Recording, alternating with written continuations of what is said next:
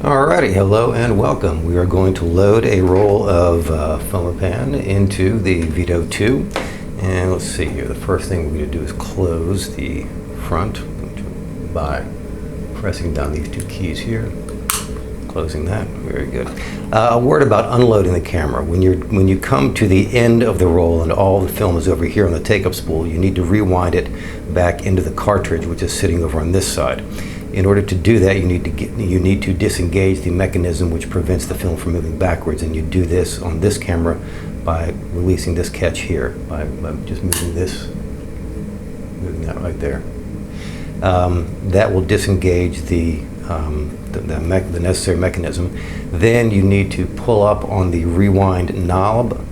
Don't pull up all the way, that's all the way. You don't want to pull up all the way, you pull up halfway, it's like so. Just enough to elevate the rewind knob up off the surface of the top plate such that you can get good purchase on it, and turn the knob like so. And you're going to turn the knob like so as the film rewinds, and you will feel there will be a definite tactile sensation when the film releases from the take-up spool. Also, you'll notice that this knob is turning as, actually it's not, it's turning the other way. As the film's rewinding, and when this stops turning, that means the film is released from the take-up spool.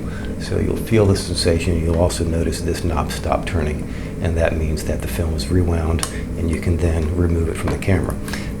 So to begin, I'm just going to go through the steps outlined in the owner's manual. I will put a link down below to the PDF, a PDF file where you can download the owner's manual. And we're going to begin with, let's see, page 6 of the owner's manual, loading the camera. Open the camera back by lifting up locking edge as shown in illustration. The back is hinged to the body. When closing the back later on, see that the ledge catches properly. So this camera doesn't have a button or a catch really. It's just this ledge right here on the back of the camera. If you just do like so, it opens. That's it. That's all there is to it. You just take your thumb and you open it up like so. So I'm going to, there, okay. All right, the back of the camera is now open. Alrighty. Let's see, next. The left film chamber is for the film cartridge. The right chamber contains the take-up spool, which is this. Left film chamber is for the cartridge. Take-up spool is built into the camera and cannot be removed. Unlike many early rangefinders of the period, which had removable take-up spools, this one does not. This take-up spool is built into the camera and does not remove. To insert the film cartridge, proceed as follows. Pull up completely the rewind knob. That's this here. Pull it up completely, not to the half stop, but rather all the way up, like so. Because what you're going to do is when you replace it, these forks right here are going to engage in to a corresponding piece on the take-up spool, which allows it to rewind eventually. So pull it up and out of the way. Pull up the take-up knob and place the protruding end of the cartridge on the spool peg in the bottom of the camera. So the protruding end of the cartridge refers to this right here, and that goes down like so. And then we replace, well, let's see, the instructions tell us what to do. Push back the rewind knob into its original position. Turning it a little will make it engage the center of the cartridge more easily. So, again, push this back down, turn it a little bit, there. So now that fork thing is engaging a corresponding piece on the take-up spool right there. Turn the take-up spool by means of the advanced knob until the longer slot lies to the side. So, on this take-up spool, and you notice that the advanced knob has an arrow which tells us in which direction to turn it. So that is that right there you see is the short slot, and I keep turning, and there is the long slot right there. You see that? I have no idea how well you can see this on the video. It's really all these black parts. So that is the long slot. We'll just keep turning. We're going to see the short slot again, okay, and followed by the long slot. Okay. So, pass to turn the take-up spool means that until, okay. And pull the end of the film projecting from the cartridge across the film guides and push it well into the long slot of the take-up spool. All right, so normally I just hold the cartridge in place with my thumb, pull it out a bit like so, okay? And I'm going to insert the leader into this long slot here. I said I'm going to insert the leader, there we go, into the long slot there.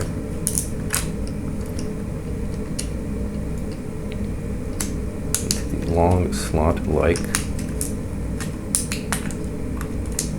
so. There we go. Oh, well, doggone it. Get in there, doggone it.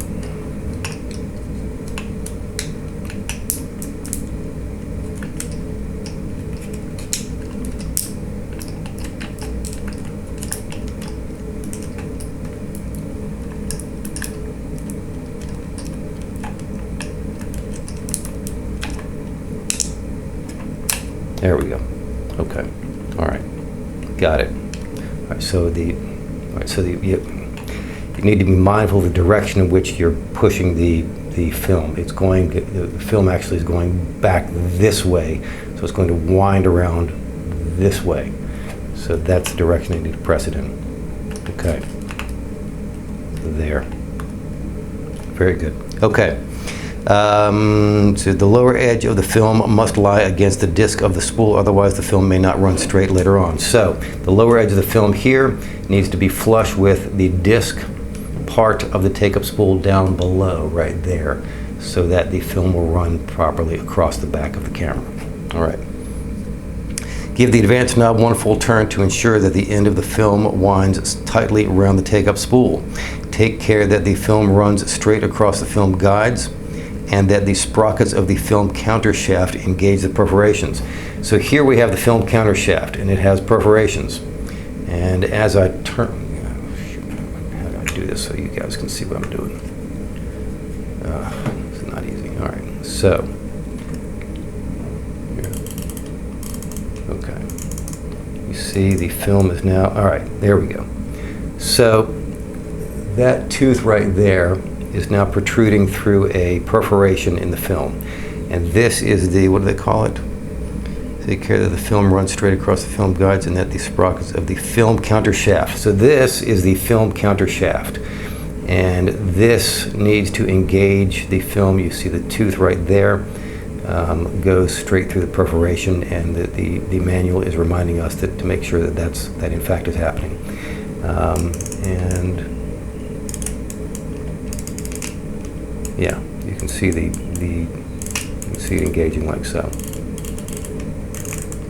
Okay, very good. All right. Close the camera back. And voila, close the camera back. The film counter automatically registers the number of exposures as they are made. They may be read off any time in the semicircular counter window, which is right here. So before setting the counter, turn the advance knob as far as it will go. All right. All right, here we go. Okay, the advance knob is now stopped. Excellent. See the illustration and hold it in this position. Turn the little wheel, raise the lock lever, raise lock release lever as far as it will go, and hold in this position. Turn the little wheel in the direction of the arrow until the indicator of the film counter points to F. All right, so this is the lock lever. We're going to release that. Here's the little wheel. We're going to turn that until the advance lever, until the frame counter reads F. It's going to count down, count down, count down, and now it's at F. Okay, now we replace the release levers like so. Before setting the counter, turn the advanced numbers. Got that. Direction of the arrow until the end. Now let the release lever fall back into its original position. Just did that. Turn the advanced knob until it stops. Swing release lever up and back again, and give the advanced knob another turn. So now we're going to clear the exposed film from the back of the camera and make sure that a nice fresh section of unexposed film is behind the shutter. We're going to do that by advancing like so until I hear the click and it stops. And apparently, if you take the advanced lever and do like this, it will now permit you to advance another frame. Voila. Okay. And that should read. All right, and on top of the camera, we can see that the readout says 1, which is exactly what the owner's manual tells us it should say. Okay.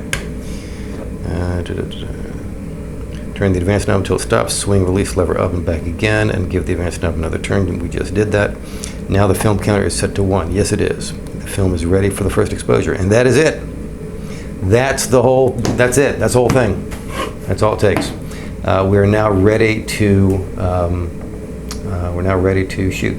Also note, though, that on this camera there's a separation of functions between the film advance and cocking the shutter, so that on this camera the shutter has to be manually cocked before each exposure using I think that's the thing that cocks the shutter right there.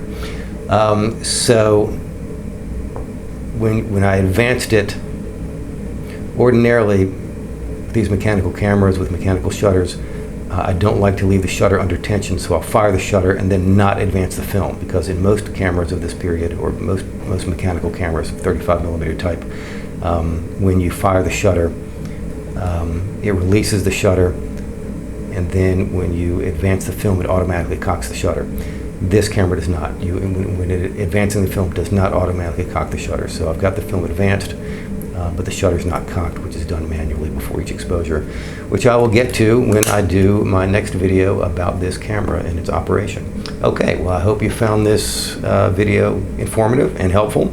If so, please do like and subscribe, and check out the links down below. Take care. Bye-bye.